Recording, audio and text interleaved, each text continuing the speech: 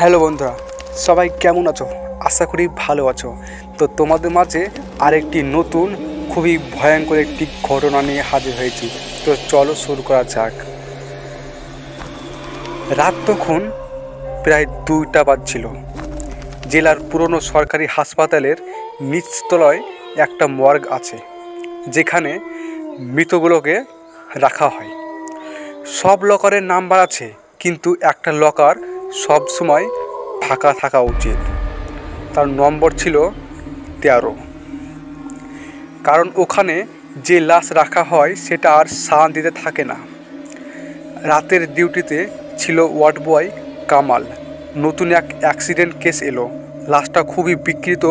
কামাল ভুলে সেটাকে লকার নম্বর 13তে রাখলো। তারপর সে একটা চা বানাতে গেল। ফিরে এসে দেখলো লকার 13 খোলা।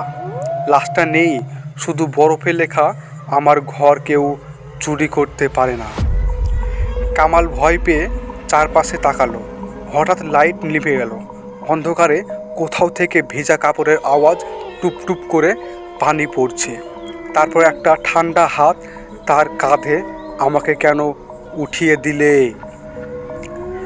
সে এতটাই ভয় পেয়ে গেল, সে ঘুরে দেখলো সেই লাশ, যে লাশটাকে সে কিছুক্ষণ আগেই সেই লকারে রেখেছিল। সেই লকারটির নাম্বার ছিল 13।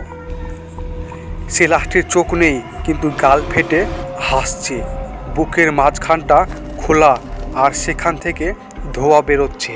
লাশটা ধীরে ধীরে বলল, তুমি এখন আমার সাথে থাকো।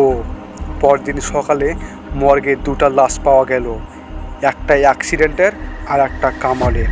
আর দুজনের মুখেই একই বিকৃতি হাসি, আর ঠোঁটে শুকনো বরফে লেখা 13। তো বন্ধুরা, গল্পটি কেমন লাগলো? যদি ভালো লেগে থাকে তাহলে চ্যানেলটি সাবস্ক্রাইব করবে। ধন্যবাদ।